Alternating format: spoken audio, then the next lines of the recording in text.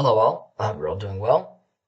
We're continuing with our weekly portion review, and this week we are in the portion of Vayishlach, and he was sent, or he sent out, and this is where Jacob is being reunited with Esau after struggling through a dramatic night with this mysterious man slash angel, right? He's sending out messengers in preparation for this meeting with Esau.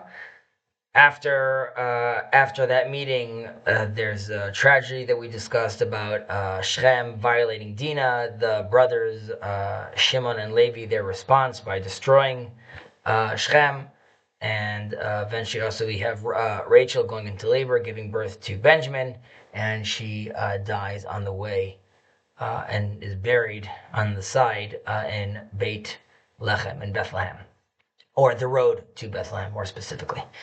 And so I want to focus a little about this mysterious man and this wrestle that Jacob has. And the Torah famously tells us that Jacob remained alone, and the man wrestled with him until the break of dawn. Right, so I guess in this verse itself, we have this inner contradiction. If Jacob remained alone, how can there be also a man with him?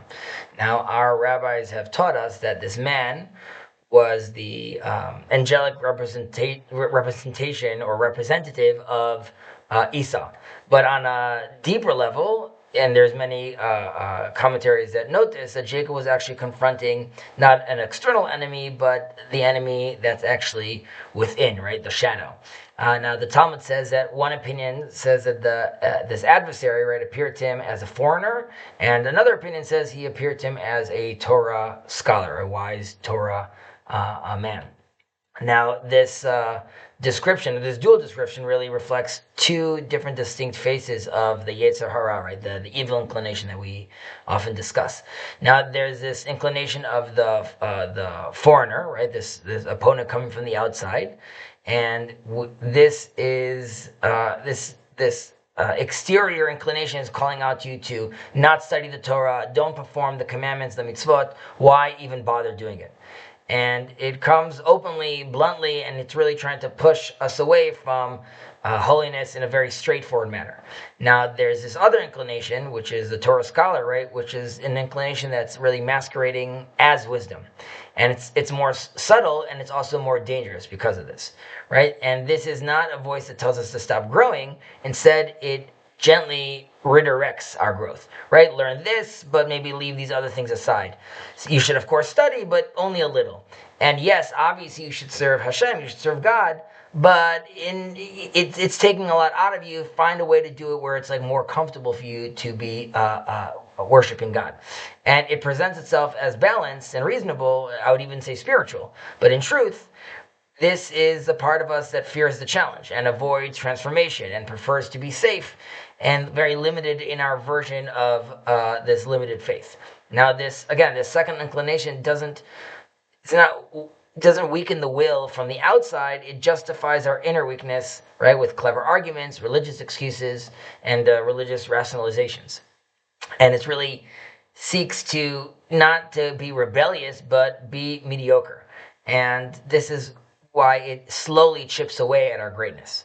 Now, when Jacob is battling this battle, it's real, even if it happened in an inner world, right? And to say that Jacob fought his own inner adversary or his inner shadow, it's not really to diminish any of this experience. I'd even say the opposite. For the dreamer, a dream is reality. And for a person battling his conscience, his fears, his doubts, there's no real greater struggle in this. This is what a lot of people deal with when they're dealing with deep trauma, right? When a person wrestles with himself, he touches the deepest metaphysical truths of his soul, and he confronts these angels and these shadows that shape ultimately his destiny. And really, when Jacob is wrestling to dream that he could defeat Esau's angel, this is showing that there's inner transformation has already taken place. Something inside of him is beginning to ultimately shift. And his identity as Jacob, who was this fearful fugitive, is starting to dissolve. And this new identity, Israel, one who prevails, is starting to emerge. And only after he triumphs internally can he actually triumph externally when he actually physically meets Esau. And only after conquering this angel, right, could he do this. And only after the naming and the struggle can he walk forward towards his actual destiny. Now, when Jacob becomes Israel, it's because he actually dared to wrestle with himself in this darkness, in this space. Now, today's Israel really stands in a moment that's deeply reminiscent of Jacob's long night. And we have fought enemies from without, right? Terror and hatred and armies and rockets and perverse ideologies. But the greatest test of this generation, like Jacob, is what happens when the night is quiet and we're actually left alone with ourselves. Right, as a people, we're still wrestling with fears, with traumas, with interior divisions, exhaustion, and really profound questions of our identity and our purpose. We're really confronting these two inner voices always. This external inclination that we spoke about, right? This voice of despair, stop striving, your strength is finished, the future is going to be too dark or too scary. And then there's this inclination of this, this polished defeat. Be realistic, do only what's comfortable. We should lower our expectations for spiritual and national greatness. But the Jewish story ultimately teaches the opposite, right? Our greatness emerges precisely from the nights that we refuse to surrender. And like Jacob, the Jewish people discover their deepest name, Israel, only when we wrestle and refuse to let go. And we demand, I will not release you until you bless me, like Jacob demanded from the angel. And today, after the war and after the loss, and the uncertainty, Israel needs to begin to really rewrite its identity, to find the blessing inside the struggle that we were dealing with.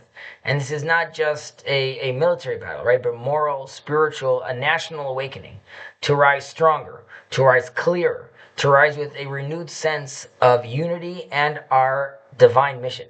And just as Jacob limped into the dawn carrying a wound and a blessing, right? So to Israel, we emerge from this time both scarred, unfortunately, but also strengthened, aware that the battle within is just as decisive as the battle without.